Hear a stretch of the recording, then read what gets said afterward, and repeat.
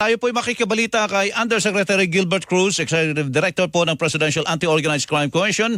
Kaugnay po ng nangyayari tungkol sa kampanya laban sa mga iligal na pogo, partikular po dyan sa kanilang niraid dyan sa Porac, Pampanga. Mga kapuso. Yusek, magandang umaga po. Hello, Yusek. Ay, good morning, Melo. Sa mga nakikinig po at nanonood po ng programa natin, magandang umaga po sa inyo. Opo. Makikibalita nga po kami doon sa ano na po ang latest doon sa Lucky South 99, Yusek. Actually, as of today, 15 buildings pa lang po yung na-search natin at nakiklear natin. Meron pa po tayong naiiwan na 31 buildings. So kasi 46 po ang total lahat nito, at hindi lang ho ordinaryong mga buildings ito. Ito ay apat na palapag na mga buildings. So medyo matatagalan talaga tayo sa pag-search dito sa mga buildings na ito. Opo. At kahapon may mga discoveries tayo na nakakuha tayo ng mga illegal drugs. May mga natuklasan na natin yung 4 na torture rooms at yung mga torture equipments nila nakita natin kahapon, Melo. May mga baseball bats, may mga retractable metal sticks na ginagamit nilang pamalo. Marami kaming nakitang ganun doon, Plus yung mga SIM cards, daan-daang SIM cards ang nandun. Mga computers, mga cellphones. Tapos may nakuha pa tayo mga wanted persons doon sa Pogo Hub na yun. Mga Chinese po yun. Mga Chinese, Yusek. Opo. Tapos yun nga, yung sa torture room, Melo, medyo nakakagimbal nga yung nakita namin dahil since nagtakbuhan nga ito, yung mga blood stains na nakikita mo, meron pa sa mga rooms, sa mga floors, even doon sa mga blankets, makikita po. Kaya nakakalungkot. Meron pa daw may mga cash daw po at saka mga jewelry. Tama ba, Yusek? Opo, tama po yun. May mga cash pong nakuha doon, mga jewelries. So, lahat naman yan, Melo, ini-inventaryo natin. Opo. Kasama po natin dyan yung CIDG, yung Special Action Force, yung Anti-Cybercrime Group para po tignan yung mga computers, mga cellphones po na nandun. And of course, yung Bureau of Immigration, para i-check po nila yung status ng stay ng mga foreigners po na nakita natin at nahuli natin. Kasama rin po natin yung IACAT dyan, Department of Justice po. Ano po, Yusek, yung pong mga victim po, may mga nakuha po ba kayo? Nailigtas kayo? Opo, nung unang araw pa lang po, marami na tayo nakuha. Nasa 158 na po yung nakuha natin. Ngayon po yata 160 na sila lahat doon. Ano po mga nationality po niyan? Opo. Mga po ito, majority po rin yung mga Chinese. Meron po tayong Malaysia na nakuha, Vietnamese. Ayun po, marami pong mga iba't ibang foreign nationals yung natagpuan po natin. Na may mga palatandaan na tinorture sila, Yusek?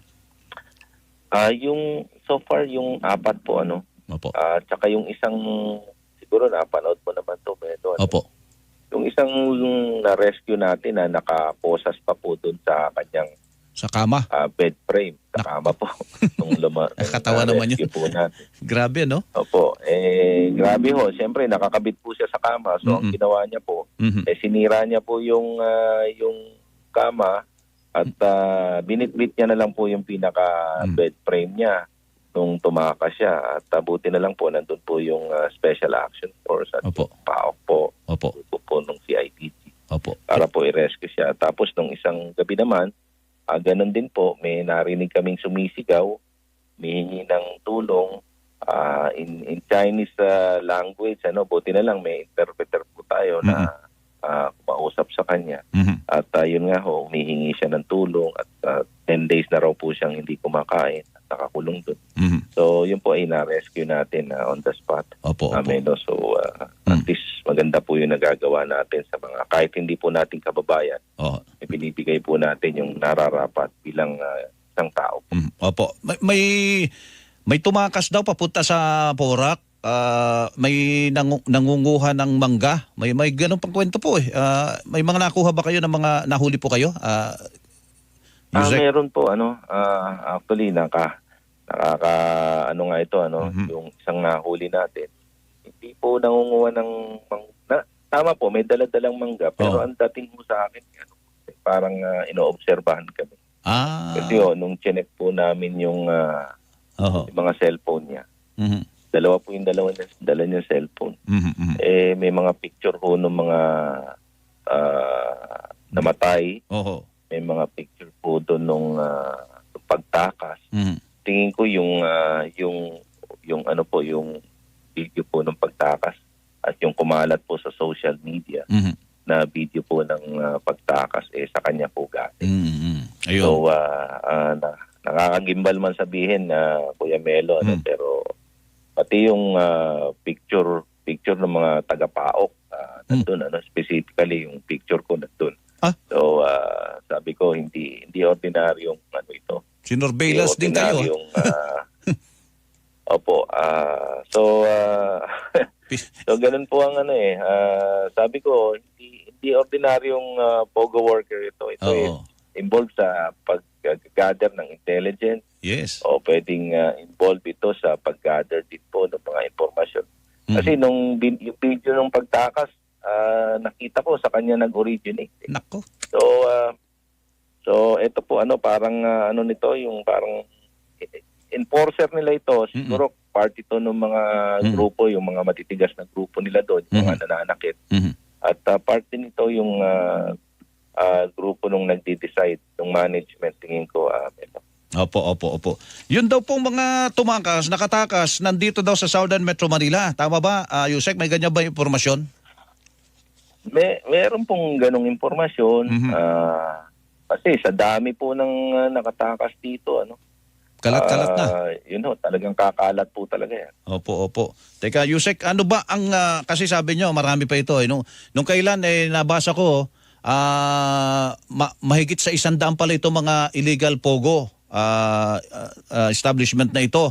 Nakakailan na ba kayo? At ano ba ang mga challenges na kinakaharap nyo para mabilis sana ang trabaho po laban sa mga ganitong klase po ng problema? Yusek? Ang hindi lang 100 ito, Kuya Melo, marami ito Nasa 300 plus ito, so ito nakakalat sa buong Metro Manila, nakakalat sa Luzon, Visayas, Mindanao. And marami ito. So siguro may hope naman na maayos pa to tsaka matanggal ito. As long na magtulong-tulong lang siguro yung mga lahat ng sangay ng gobyerno natin. Even yung local government units being the entity po natin na nakamonitor po dahil alam naman po nila kung may POGO po sa lugar nila o wala. Opo. So siguro magtulong-tulong na lang po yung national and local government. Tumulong. Kaya po ito. Tumulong at wag maging protektor, Yusek. Ano po? Yun ang importante doon. Sige po, Yusek. Salamat po. Makikibalita po kayo. Congratulations. Maganda po ang inyong ginagawa. Magandang umaga po sa inyo. Thank you rin po. Thank you rin po. At thank you sa opportunity, Kuya Melo. Welcome po. Si Undersecretary Gilbert Cruz, ang Executive Director ng PAOCC.